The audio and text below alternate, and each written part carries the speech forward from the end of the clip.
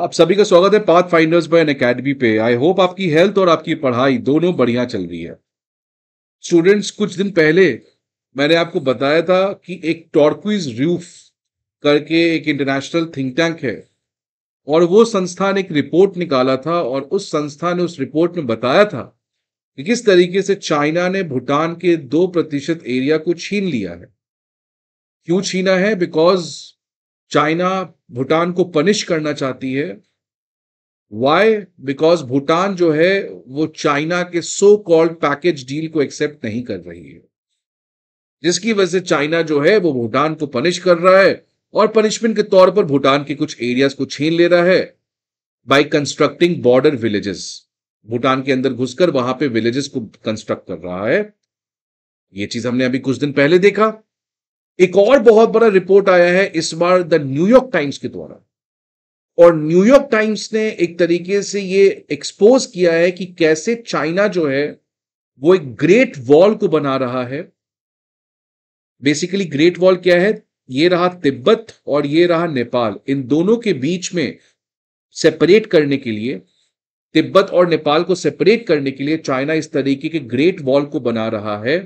लेकिन प्रॉब्लम क्या है कि ये जो ग्रेट वॉल है ये बहुत सारे ऐसे एरिया में एनक्रोच कर गया है जो ट्रेडिशनली नेपाल का है, और उसी की वजह से नेपाल के जो लोकल विलेजेस हैं वहां के, वो कई सालों से प्रोटेस्ट कर रहे हैं। बट नेपाल की गवर्नमेंट इस बात को पब्लिकली ऑफिशियली रिकॉग्नाइज नहीं कर रही है, primarily to appease China, China को खुश करने के लिए। तो यही सारी चीजों के बारे में बात किया गया है द न्यूयॉर्क टाइम्स में। अब ये जो चाइना का एग्रेसिवनेस है, भूटान को हो गया आपका, अब आपने देख लिया नेपाल का। और लेट मी टेल यू, ये कोई केवल सिंगल इवेंट नहीं है, ऐसे बहुत सारे इवेंट चल रहे हैं। साउथ चाइना सी में चाइना आर्टिफिशियल आइलैंड बना रहा है, 9-9 बना रखा है, और सेम चीज चाइना कॉन्टिनेंटल एरिया में भी कर रहा है। ये क्यों कर रहा है चाइना? आज के सेशन में हम लोग बात करेंगे कि क्या चाइना हमेशा से इस तरीके के टेरिटोरियल क्लेम्स को करता था? क्या है चाइना का ऑफिशियल पॉलिसी?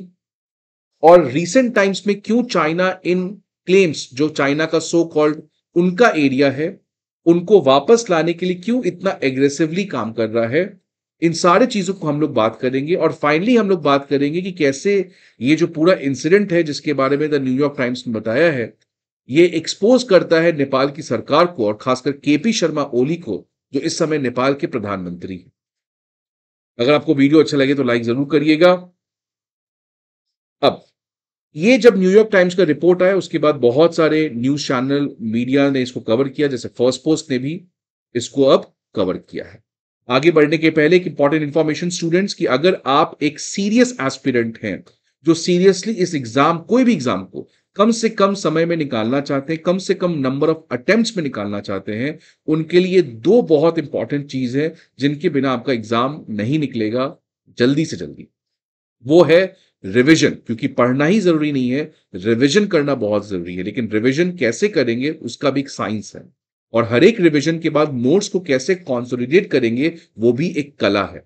इन दोनों चीज को सीखने के लिए आप एक फ्री वेबिनार को अटेंड कर सकते हैं 20 अक्टूबर को 5 बजे शाम में। बहुत छोटा वेबिनार होगा, आप इसको अटेंड करके आई कैन प्रॉमिस कि ऐसे इंफॉर्मेशन आपको अभी तक किसी ने प्रोवाइड नहीं किया हो।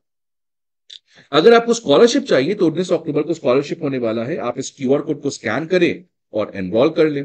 बैचेस की बात करें तो न्यू दिल्ली के इंग्लिश मीडियम के बैचेस 24 अक्टूबर को, मुखर्जी नगर में हिंदी मीडियम के बैचेस 21 अक्टूबर को, प्रयागराज में हिंदी इंग्लिश दोनों मीडियम के बैचेस इन स्पेसिफिक डेट्स को, और पटना में भी हमारे बैचेस स्टार्ट होने जा रहे हैं।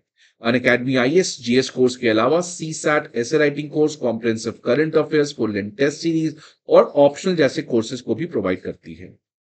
अब न्यूज क्या है द न्यूयॉर्क टाइम्स का, कि जो चाइना का फेंस है, जो तिब्बत को नेपाल से सेपरेट करने के लिए चाइना बना रहा है, वो बहुत सारे ऐसे नेपाल के विलेजेस में इलीगली एंटर कर गया है, इलीगली एनक्रोच कर गया है, जिसकी वजह से जो लोकल रेसिडेंट्स हैं वो प्रोटेस्ट कर रहे हैं इनफैक्ट कई सालों से। आप देख सकते हो ये जो अभी रिसेंट न्यूज आया है, ये हिल्सा विलेज और हुमला डिस्ट्रिक्ट की तरफ से आ रहा है, जहां पे जो लोकल नेपाल के रेसिडेंट्स हैं वो प्रोटेस्ट कर रहे हैं because of the Chinese fence. और ये देख सकते हैं, ये है आपका चाइना का फेंस, ये कॉन्स्टेंटली पूरे बॉर्डर में इस तरीके के बना रहा है। और साथ ही साथ चाइना का जो दूसरा सबसे बड़ा इंपॉर्टेंट स्ट्रेटजी है कि बॉर्डर के पास अपने क्लेम्स को स्ट्रांग करने के लिए बॉर्डर के पास विलेजेस बनाओ। और ऐसे बहुत सारे बॉर्डर विलेजेस चाइना लद्दाख वाले रीजन बनाया है, नेपाल वाले रीजन बनाया है और भूटान वाले रीजन में बनाया है। सिमिलरली साउथ चाइना सी में आर्टिफिशियल आइलैंड्स बना रहा है। तो इसी तरीके से चाइना ने नेपाल के बॉर्डर को सेपरेट करने के लिए एक बार्ब्ड वायर का फेंस बनाया है और बहुत सारे मॉडर्न इंफ्रास्ट्रक्चर यहां पे इन्होंने कंस्ट्रक्ट किया है। ये देख सकते हैं आप, बार्ब्ड वायर फेंस जो हजारों किलोमीटर दूर में इसने बनाया है, और साथ ही साथ जितने भी इंफ्रास्ट्रक्चर है उसको भी इन्होंने क्रिएट किया है। तो एक कंप्लेन तो वहां के नेपाल के लोगों का यह है कि किस तरीके से चाइना ने इस बार्ब्ड वॉल फेंस को बनाया है उनके एरिया में, जिसकी वजह से उनका नॉर्मल लाइफ डिस्टर्ब हो चुका है। लेकिन इसके अलावा वहां के जो लोकल नेपालीज हैं उनका और भी कुछ कंप्लेंट है कि जो चाइना की जो सिक्योरिटी फोर्स है वो ह्यूमन राइट एब्यूज कर रही है, वो वहां के लोगों को जो बेसिक आजादी है, जो बेसिक फ्रीडम है, वो उनको नहीं दे रही है। इनफैक्ट आप ये चीज को देख सकते हैं कि जो भी एथनिक तिब्बत नेपालीज हैं उनको चाइना के सिक्योरिटी फोर्स ने मना कर दिया है कि आप दलाई लामा के फोटो को बॉर्डर के पास नहीं लगा सकते। और दूसरा बहुत बड़ा प्रॉब्लम ये हुआ है कि ये बार्ब्ड वायर फेंस की वजह से जो लोग बॉर्डर के इस पार रह रहे थे और जो लोग बॉर्डर के इस पार रह रहे थे, पहले ये इनके बीच में फ्री मूवमेंट था, ये यहां से यहां जा सकते थे, ये यहां से यहां जा सकते थे। But now because of this barbed wire fence इन दोनों लोगों को आपने बांट दिया है। तो ये केवल आप तिब्बत और नेपाल को नहीं बांट रहे हो, बल्कि आप एक कम्युनिटी को भी आप इस तरीके से बांट दिए हो, जिसकी वजह से सोशल टेंशन हो रहे हैं। पहले बहुत लोग अपने शीप्स को, गोट को चराने के लिए इस एरिया में ले जाते थे, वो ग्रेजिंग, लेकिन अब इस बार्ब्ड वायर फेंस के चक्कर में वो नहीं जा पा रहे हैं और उनको एक बहुत लंबा रूट लेना पड़ रहा है, जिसकी वजह से वहां पे इकोनॉमिक डिसरप्शंस भी देखने को मिले हैं। और चाइना का सो कॉल्ड सर्विलेंस, जैसे वो जिंजियांग रीजन में कर रहा है, वैसी एक हेवी सर्विलेंस मैकेनिज्म वहां पे लगाया है, प्राइमरली बिकॉज आपको पता है कि नेपाल और तिब्बत, तो तिब्बत के ऐसे बहुत सारे तिब्बतन्स नेपाल में चले जाते हैं और नेपाल से बहुत लोग तिब्बत में आ जाते हैं। और तिब्बत क्योंकि चाइना के लिए बहुत सेंसिटिव है, तो चाइना कभी नहीं चाहता है कि नेपाल से किसी तरीके का इंस्टेबिलिटी तिब्बत में स्पिल ओवर हो, इसलिए एक हेवी सर्विलेंस मैकेनिज्म भी चाइना ने लगा रखा है। अगर नेपाल गवर्नमेंट की बात करें तो नेपाल गवर्नमेंट तो इस पूरे मुद्दे के ऊपर चुपचाप बैठा हुआ है, कुछ भी पब्लिकली ऑफिशियली नहीं कहने को तैयार है। क्यों? बिकॉज आइडियोलॉजिकली और इकोनॉमिकली चाइना, जो नेपाल की सरकार है, वो चाइना से इंटरलिंक्ड है। आइडियोलॉजिकली क्यों? बिकॉज इस समय जो नेपाल के प्राइम मिनिस्टर हैं केपी शर्मा ओली, वो कम्युनिस्ट पार्टी ऑफ नेपाल से आते हैं और वो कम्युनिस्ट पार्टी ऑफ चाइना, दोनों की आइडियोलॉजीज में काफी सिमिलैरिटी है। इकोनॉमिकली नेपाल जो है वो बहुत ज्यादा डिपेंडेंट है चाइना पे, बिकॉज चाइना से बहुत ज्यादा इन्वेस्टमेंट नेपाल में आता है, ट्रेड होता है, राइट। बट क्या नेपाल की सरकार को इसके बारे में पता नहीं है? नहीं। अगर 2021 की बात करें तो ये क्लियर कट पता चल चुका था कि जो नेपाल की सरकार है उसने ऑफिशियली इस चीज को माना है, लेकिन पब्लिकली कभी भी नेपाल की सरकार इस चीज को मानने से मना कर देती है। अगर आप 2022 के बीबीसी के आर्टिकल की बात करें तो बीबीसी में भी इस चीज की बात की गई थी कि नेपाल गवर्नमेंट का एक रिपोर्ट लीक हो गया था बीबीसी को, जहां पर नेपाल की सरकार ने खुद चाइना को एक्यूज किया था एनक्रोच करने के लिए नेपाल के टेरिटरी के अंदर। तो नेपाल की गवर्नमेंट का ऑफिशियली ये मानना तो है कि चाइना ने एनक्रोच किया है, बट नेपाल की गवर्नमेंट का पब्लिकली चाइना को क्रिटिसाइज करना, चाइना के अगेंस्ट बोलना, ये अभी तक ऐसा नहीं हो पाया है। ये बताता है नेपाल गवर्नमेंट और खासकर केपी शर्मा की हिपोक्रेसी। कैसे आप इस चीज से समझ सकते हैं कि आप ये चीज देखिए, यही सेम चीज इंडिया नेपाल का बॉर्डर डिस्प्यूट हुआ था तो आपने पूरे पब्लिक में हल्ला मचा दिया था। आपको पता होगा केपी शर्मा ओली इस समय पावर में थे, यही है केपी शर्मा ओली, ये इस समय पावर में थे, और उन्होंने कैसे इंडिया नेपाल का पूरा मुद्दा पब्लिक में, मीडिया में हल्ला कर दिया था। इनफैक्ट नेपाल ने एक नया मैप भी रिलीज किया था और उस मैप में कहा था कि ये पूरा एरिया मेरा है, इंडिया ने इलीगली इसको ऑक्यूपाई कर रखा है। लेकिन आज केपी शर्मा ओली जो वापस से प्राइम मिनिस्टर हैं और वापस से ये रिपोर्ट आया है, तो क्या केपी शर्मा ओली कुछ बोलेंगे? सो दैट शोज कि हाउ मच नेपाल जो है वो हिपोक्रेसी है, और आज इसी हिपोक्रेसी के चक्कर में ये चीजें हो रही हैं उसके साथ। अगर नेपाल उस समय इंडिया के साथ खड़ा रहता तो क्या आज ये चीज देखना पड़ता? लेकिन नेपाल अपनी ही गलतियों की वजह से, इसी की वजह से आप करते रहोगे तो ये प्रॉब्लम आपको आएगा। अब आखिरकार चाइना करना क्या चाह रहा है? आप देखो भूटान में भी कुछ दिन पहले हमने बात किया था इसी तरीके के बॉर्डर विलेजेस, और इनफैक्ट 2% एरिया के भूटान को ले लिया है। तो ये चाइना करना क्या चाह रहा है? तो इस चाइना क्या करना चाह रहा है, ये माओ जेडोंग के हम finger and 5 finger and palm policy से समझ सकते हैं। जैसे ये पाम हो गया, हमारा हाथ का जो पाम होता है, पाम के 5 फिंगर्स हैं, ये 5 फिंगर्स हैं। माओ जेडोंग का कहना था कि ये जो जितने भी 5 एरियाज हैं ये तिब्बत के फिंगर्स हैं, मतलब ये पांचों एरियाज तिब्बत के ही हैं। इनफैक्ट अरुणाचल प्रदेश को वो साउथ तिब्बत कहता है। सो माओ जेडोंग की पहली ऑफिशियल पॉलिसी यही थी कि इन सारे एरिया को हमें वापस लेना है। क्यों? बिकॉज ये सारे एरिया पहले से चाइना में थे, लेकिन बिकॉज चाइना का 100 साल का गुलामी झेलना पड़ा बाय कोलोनाइजर्स, जिसकी वजह से हिस्टोरिकल इनजस्टिसेस की वजह से ये सारे एरिया हमसे छीन लिए गए। इसलिए माओ जेडोंग का कहना था कि ये जो भी एरियाज हमें छीने गए हैं इसको हमें वापस लाना है। इसीलिए 1962 में लद्दाख में वॉर भी हुआ, इंडो चाइना वॉर। लेकिन माओ जेडोंग के बाद जो लीडर चाइना में आए थे वो थे डेंग जियाओपिंग, और डेंग जियाओपिंग ने इन सारे पॉलिटिकल मुद्दे को बैकफुट पे डाल दिया। वो अपना इकोनॉमिक फोकस किए, वो अपने इकोनॉमी पे, कैपेसिटी बिल्डिंग पे फोकस किए, और वो किसी तरीके का बॉर्डर डिस्प्यूट्स, टेरिटोरियल क्लेम्स में इन्वॉल्व नहीं हुए। लेकिन जब से शी जिनपिंग पावर में आए हैं तो वो इस माओ जेडोंग के 5 फिंगर और पाम पॉलिसी में एक नया एग्रेसिवनेस, एक नया फास्टनेस देखने को मिला है। और ये आप समझ सकते हैं कि 2013 में जब Xi Jinping just recently power में आए थे, कुछ महीने पहले पावर में आए थे, तो उन्होंने एक पेरिफेरल डिप्लोमेसी वर्क कॉन्फ्रेंस में स्पीच दिया और उन्होंने बात किया कि किस तरीके से आज चाइना के लिए बहुत स्ट्रैटेजिकली इंपेरेटिव है, बहुत जरूरी है स्ट्रैटेजिकली कि चाइना जो है वो अपने पेरिफेरल इन्वायरमेंट में फेवरेबल इन्वायरमेंट बना सके, और पेरिफेरल इन्वायरमेंट आपको ये सारी चीजें हो गई। तो उस समय से शी जिनपिंग जो है वो आप देख सकते हो, अरुणाचल प्रदेश में एग्रेशन, भूटान में एग्रेशन, नेपाल में एग्रेशन, लद्दाख में गलवान हो गया, डोकलाम हो गया सिक्किम भूटान वाले रीजन में। तो शी जिनपिंग के आने की वजह से जो माओ जेडोंग की पॉलिसी है उसमें एक तेजी देखने को मिला है, और माओ जेडोंग के शी जिनपिंग कहते हैं कि जो सेंचुरी ऑफ ह्यूमिलिएशन है उसका हमें बदला लेना है। Now what is my take? पहला टेक है कि आखिरकार ये लीडर्स ऐसा कर क्यों रहे हैं।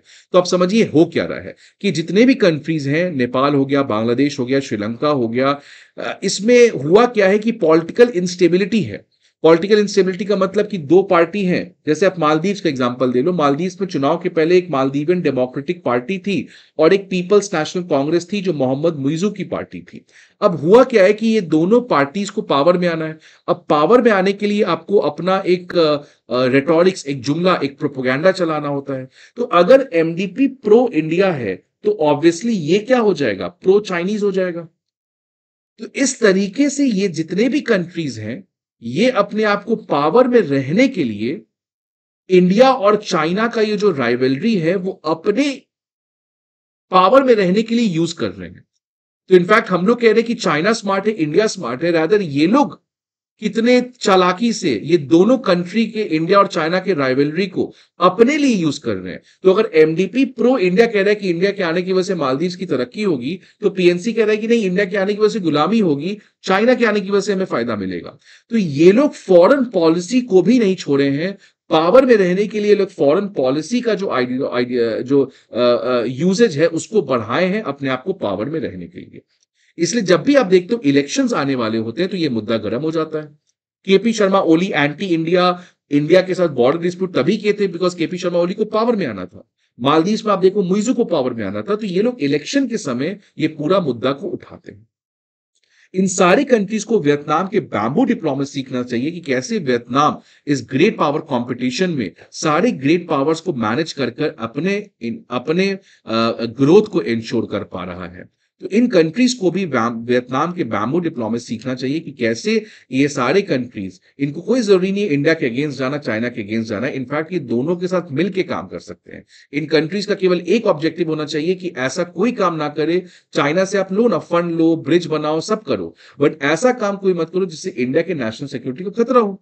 और सिमिलरली आप इंडिया से बहुत कुछ मदद लो, लेकिन ऐसा कोई काम ना करो कि चाइना का कोई सिक्योरिटी कंसर्न हो। इस तरीके से ये सारे कंट्रीज अगर प्रैग्मेटिकली यूज करें इंडिया और चाइना, तो दोनों को यूज करके अपने डेवलपमेंटल को इंश्योर कर सकते हैं। और ये केपी शर्मा ओली, जो ये रिपोर्ट आया है, अब केपी शर्मा ओली का आंख खुलना चाहिए कि आज अगर आप इंडिया के साथ इस तरीके के विवाद, डिस्प्यूट को नहीं करते, इंडिया के साथ मिलके करते, अगर ये सारे साउथ एशियन कंट्रीज इंडिया के साथ मिलके काम करते, तो आज कोई भी एक्सटर्नल पावर इस एरिया के ऊपर इस तरीके से प्रॉब्लम क्रिएट नहीं कर सकता था। अगर सारे कंट्रीज मिलके काम करते, तो क्या बांग्लादेश में अमेरिका इस तरीके से तख्ता पलट करता? क्या चाइना, नेपाल, भूटान में इस तरीके से एरिया को ऑक्यूपाई करता? Just because the south Asia has become a fighting place, आपस में सब लोग लड़ झगड़ने को रेडी है, पॉलिटिकल इंस्टेबिलिटी है, एंटी इंडिया कर रहे हैं अपने वोट बैंक के लिए, जिसकी वजह से आपस में फूट की वजह से बाहर के कंट्रीज अब इसी तरीके से इंजॉय कर रहे हैं। और आने वाले टाइम में अगर आपको ग्रो करना है इन सारे कंट्रीज को, और इंडिया का भी इसमें कंट्रीब्यूशन होगा, इंडिया को भी ग्रो करना है, then it can only grow कि हमारे बॉर्डर पे शांति हो, बॉर्डर पे स्टेबिलिटी हो। बिकॉज आज यूरोप इसीलिए बना है बिकॉज ऑफ यूरोप यूनियन।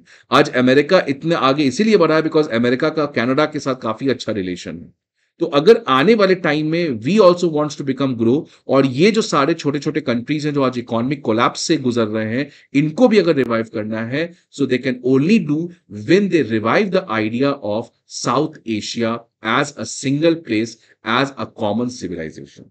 अगर आपको कोई और टेक है तो आप जरूर कमेंट बॉक्स में बताएं। वीडियो अच्छा लगे तो लाइक जरूर करिएगा, और लेट अस सी कैसे नेपाल गवर्नमेंट इस पर्टिकुलर रिपोर्ट के बाद अब अपना स्टेटमेंट रखती है। See you again in the next video, till then goodbye, take care and best wishes.